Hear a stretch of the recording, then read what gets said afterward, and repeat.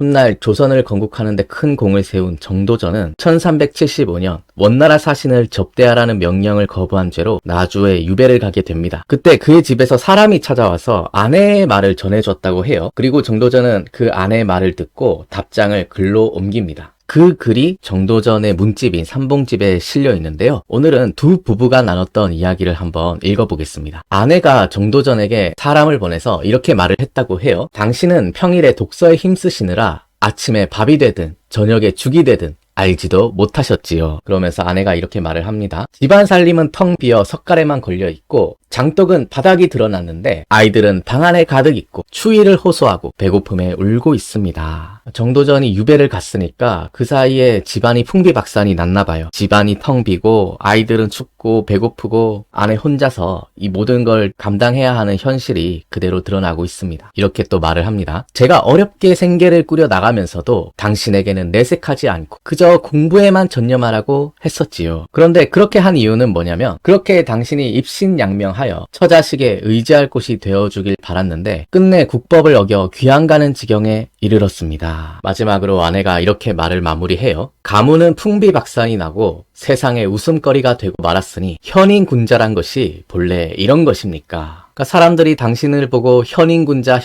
하는데 현인군자란 게 이런 거냐? 당신이 추구하는 그 올바른 길을 가는 현인군자라는 것이 본래 이런 것이냐? 아이들이 춥고 배고파하고 울고 있고 집안에 쌀은 떨어지고 가문은 풍비박산이 나고 이 현실의 어려움 앞에서 기댈 곳이 아무데도 없는 곳에서 남편에게 이런 말을 토로하는 것이죠. 이 아내의 말을 들은 가장이었던 정도전 무슨 생각이 들었을까요? 아내의 이 말에 대해서 정도전이 답장을 써서 보내게 되는데요. 편지의 시작은 이렇게 시작합니다. 당신 말이 참으로 맞소. 아내 말이 다 맞다. 당신의 말이 전부 맞습니다. 그 아내의 그 원망 섞인 그 말에 대해서 다 이해를 한다는 것이죠. 시작이 나쁘지 않습니다. 그러면서 정도전이 이렇게 말을 해요. 당신이 나를 책망한 것은 나를 사랑해서이지 미워서가 아닐 것이요. 당신이 그렇게 나를 책망하고 원망하는 건 다 나에 대한 사랑이 있기 때문에 하는 소리다. 미워서가 아니다. 아내가 이 말을 보고 조금 기분이 풀어졌을까요? 그러면서 정도전이 이렇게 말을 합니다. 예전에 내 친구들은 형제처럼 정이 깊었는데 내가 패하는 것을 보더니 뜬구름처럼 흩어졌소. 그러니까 내가 중앙에서 잘 나갔을 때는 사람들이 바글바글 했는데 뭐 형님 동생 하면서 정말 형제같이 정이 깊었던 그 친구들이 정치적으로 실각하는 것을 보더니 다 사라졌다. 이 냉혹한 권력의 세계를 보여주죠. 그러면서 또 이렇게 말을 합니다. 그들과는 본래 세력으로 맺어진 것이지 의리로 맺어진 것이 아니기 때문이요. 이해관계로 맺어진 관계란 것이죠. 그런데 정도전은 갑자기 왜 이런 말을 하는 걸까요? 정도전이 이렇게 또 말을 해요. 그러나 부부의 의리는 한 번 맺어지면 평생을 함께하는 것이라오. 그러니까 친구는 정치적 이해관계에 따라서 흩어졌다 모였다 할 수 있어요. 그러나 부부의 관계는 한 번 맺어지면 끝까지 가는 거다. 좀 평생의 약속이다 라는 것이죠. 당신과 나는 운명 공동체야. 우리는 함께 가야 해. 이런 말을 하는 걸까요? 그러면서 이렇게 말을 합니다. 당신이 집안을 걱정하는 것과 내가 나라를 걱정하는 것이 어찌 다름이 있겠소. 당신이 집안을 걱정하는 것과 내가 나라를 걱정하는 것은 똑같다. 계속해서 이렇게 말을 합니다. 각자 자신의 직분을 다할 뿐이지요. 그 아내 보고 집안 살림살이는 당신의 직분이고 나란 일은 나의 직분이다. 우리는 각자 자신의 직분을 다한 거다. 이렇게 이 상황을 정리하고 싶은 것 같아요. 아내가 이 말을 보고 무슨 생각이 들었을까요? 마지막으로 정도전의 편지는 이렇게 끝이 납니다.